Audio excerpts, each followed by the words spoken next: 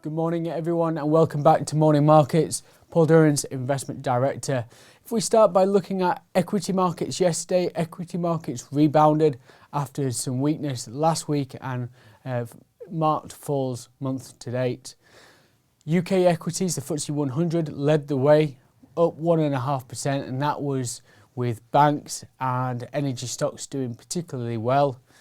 European equities also had a good day, up nearly 1%, with travel and leisure, energy and financials all doing well. The US stock market, the futures was up 1%, but the general markets were closed. Bond markets, we saw some weakness, which is what you'd expect when you've got a switch to risk-on assets, so equities doing well, safe haven assets like sovereign bonds, government bonds tend to sell off. We saw more weakness though in the UK government bond market relative to what we saw in Europe. The reason being, we heard from Catherine Mann, who sits on the Bank of England committee and is responsible for voting on interest rates. Catherine Mann was in an interview yesterday and talked about the need or the risk of weaker pound continuing to push up on UK inflation.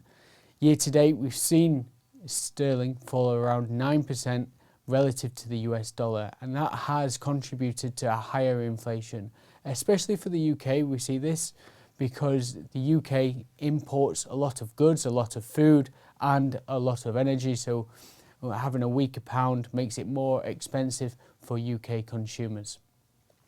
So what she did last week, we saw her vote. She voted for a 0.5% interest rate hike. What actually came through was a 0.25% interest rate hike. So she is wanting higher interest rates and faster.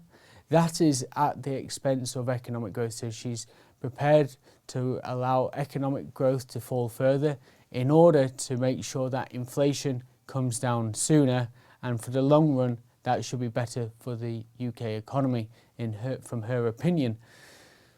So that's what we heard from Catherine. Inflation is coming out tomorrow, so watch out for that. We'll do a morning markets as always. So inflation is expected to come out at 9.2% for May, which is up from 9% in April. What markets are really looking for is that peak in inflation. For the UK specifically, that's not expected to come through until later on the month. But if we do start to see signs of that peak, that should help dampen some of the volatility that we've seen in markets over the course of this year, really, and more concentrated over the last few weeks. But it also should be a boost to financial assets because inflation has peaked, it should start to roll over and interest rate hikes can come to an end. That's everything from us today. Thank you for listening and we'll see you tomorrow.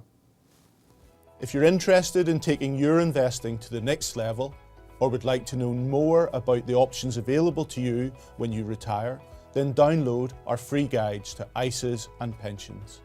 These are available in the video description below.